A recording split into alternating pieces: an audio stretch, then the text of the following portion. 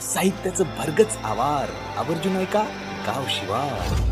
मंडळी, आमचं channel subscribe करा आणि इतरांनाही सबस्क्राईब करायला सांगा.